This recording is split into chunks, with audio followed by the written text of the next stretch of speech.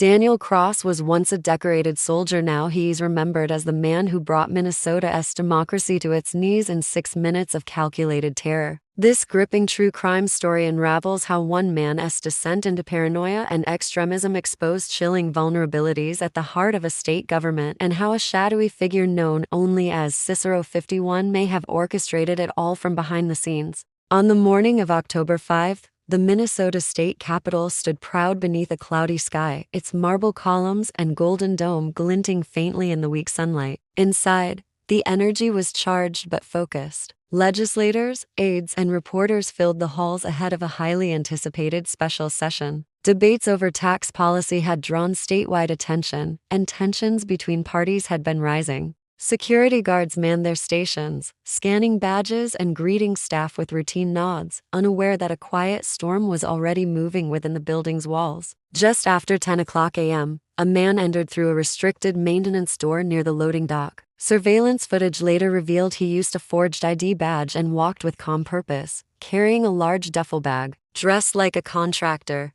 he raised no suspicion. At 10:17 a.m., the first shot rang out, sharp and sudden. It echoed across the rotunda. People paused, confused, until a second shot came almost instantly, followed by rapid bursts of gunfire. The Capitol erupted into chaos. Screams filled the corridors as people ran, ducked, and hid wherever they could. Offices were barricaded. Doors slammed. Alarms wailed through the building. The shooter moved with terrifying precision, striking at predetermined locations with a level of control that suggested tactical training. Within 7 minutes, 8 people were dead: 5 lawmakers, 2 legislative aides, and 1 security officer. Several more were wounded. Emergency responders swarmed the Capitol within minutes, but the attacker was already down, having turned the gun on himself in a West Wing corridor. The suspect was quickly identified as Daniel Kross, a 39-year-old former military intelligence officer who had left the service nearly a decade earlier. His appearance on camera, stone-faced, heavily armed, and moving with intent, shocked the public. Within hours, every major news outlet carried his photo. Reporters questioned how someone with no active criminal record had entered the Capitol so easily and executed such a deadly plan. The scene,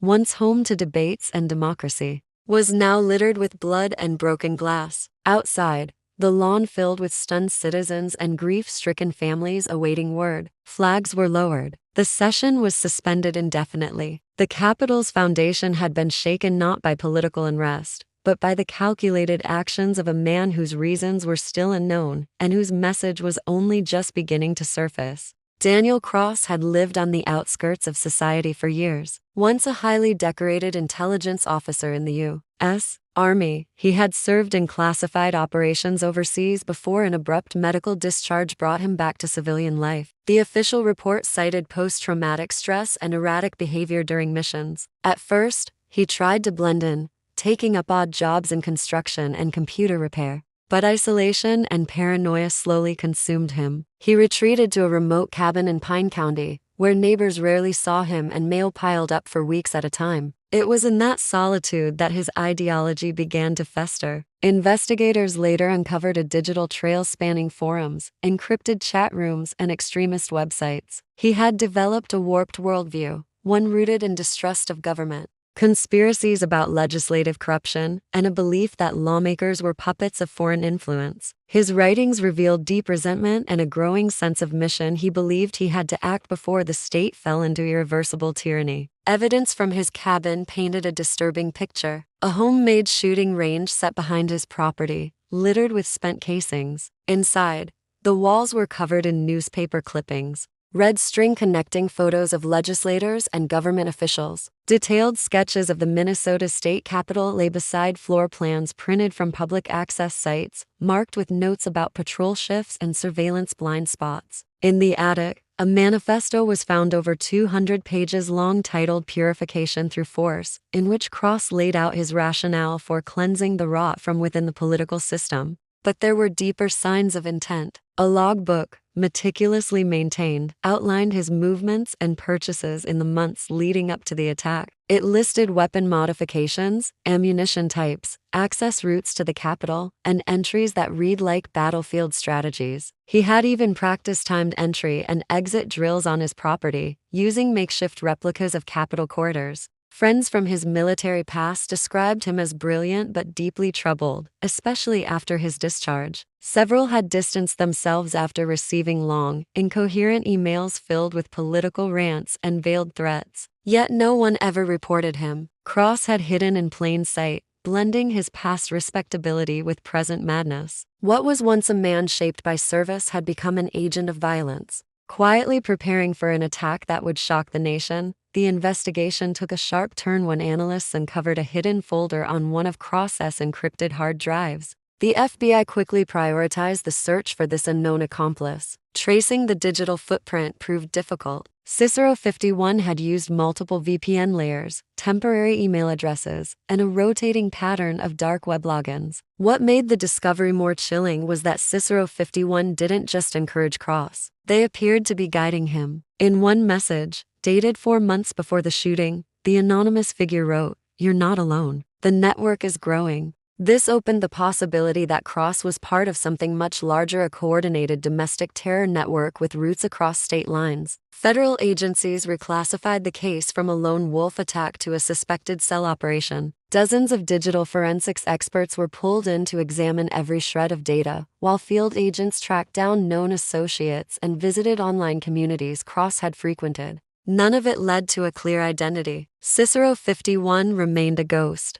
The most alarming evidence came from a recording found on a flash drive tape beneath Kross's desk. In the audio, he can be heard speaking with another person whose voice had been deliberately altered. The conversation reveals discussions of timing, escape routes, and targets beyond Minnesota. It ended with a chilling phrase, "The state falls first, then we move east." Publicly, officials maintained that the threat had been neutralized, but behind closed doors, counter-terror units were mobilized, and threat alerts were quietly raised in several neighboring states. The idea that a larger group had helped plan the Capitol attack sent shockwaves through law enforcement and intelligence circles. Suddenly, the narrative shifted. This wasn't just about a deranged man with a gun. It was about a system that allowed radicalization to evolve into organized violence hidden in forums, buried in codes, and orchestrated by faceless figures who were still out there, planning something far worse. As pressure mounted on investigators, attention turned inward toward the very institution that had been attacked.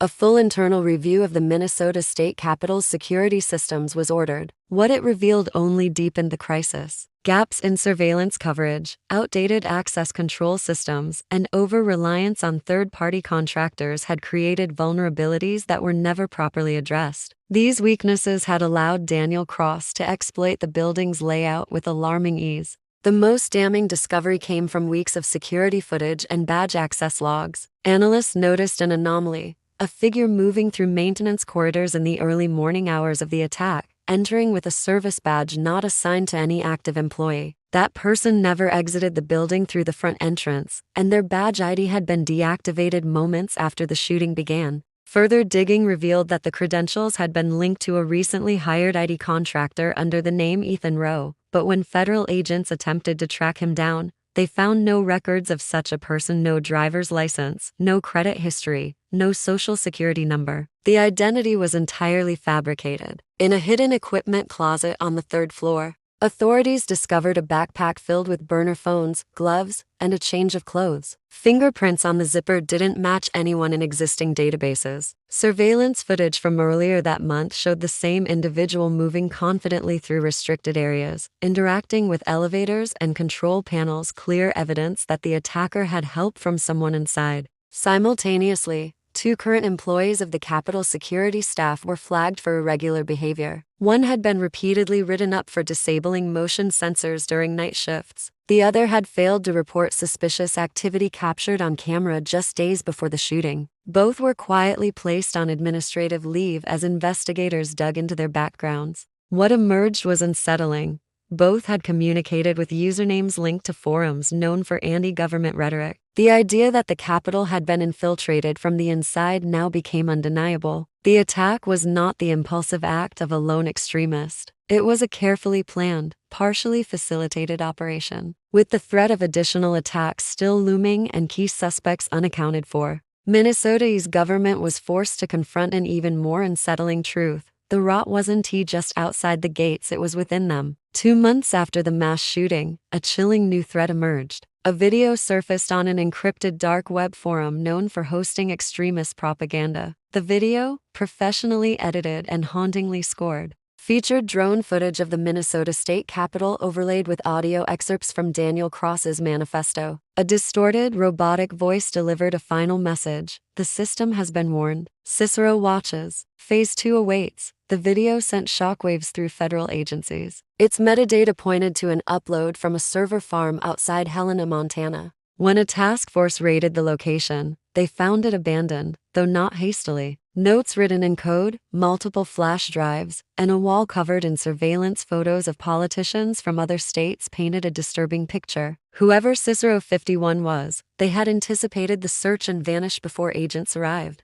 Despite intensified efforts, no arrests were made. Multiple states ramped up their security at government buildings. Task forces were deployed to monitor known extremist networks, and the FBI quietly expanded its domestic terror watch list. Yet no further attacks occurred. The absence of follow-up violence created a new kind of fear, one rooted in uncertainty. No one knew when or where Cicero would strike next, or whether the group had already embedded itself deeper in the nation's institutions. Meanwhile, the state of Minnesota tried to recover. The Capitol underwent a complete overhaul of its security protocols, including biometric access points, facial recognition cameras, and private armed contractors. Legislative sessions resumed under tight restrictions, but the psychological damage was impossible to quantify. Survivors spoke of lingering trauma. Public servants became more cautious, and political discourse grew more bitter, fueled by suspicion and fear. The final investigation report confirmed what many feared: Kross had acted with insider assistance and external guidance. While his death closed one chapter, the larger network remained unidentified and active.